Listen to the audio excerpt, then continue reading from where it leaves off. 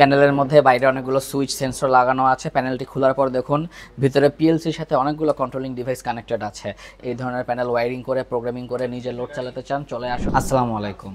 যারা industry attachment সম্পন্ন করবেন এবং অ্যাটাচমেন্টে প্রফেশনাল লেভেলের পিএলসি অটোমেশনের কাজ শিখতে চাচ্ছেন, তাদের জন্য আমাদের আজকের এই ভিডিও।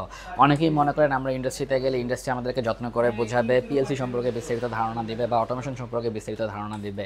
কিন্তু যখন আপনি কোনো ইন্ডাস্ট্রিতে যাবেন, ধরুন এটা হচ্ছে ইন্ডাস্ট্রির একটি প্যানেল এবং এই প্যানেলের মধ্যে বাইরে অনেকগুলো সুইচ সেন্সর লাগানো আছে। প্যানেলটি খোলার পর দেখুন ভিতরে পিএলসির সাথে অনেকগুলো কন্ট্রোলিং ডিভাইস কানেক্টেড আছে।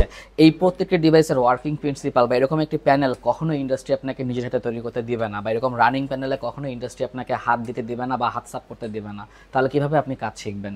এই ধরনের প্যানেলে যদি নিজের হাতে কাজ করতে চান, এই ধরনের প্যানেল নিজে তৈরি করতে চান, এই ধরনের প্যানেল ওয়্যারিং করে প্রোগ্রামিং করে নিজে লোড চালাতে চান, চলে আসুন দেশের সবচেয়ে বড় এবং সেরা প্রতিষ্ঠান মাল্টিপারপাস ইঞ্জিনিয়ারিং অ্যান্ড ইন্ডাস্ট্রিয়াল অটোমেশনে। ধন্যবাদ সকলকে। আসসালামু আলাইকুম।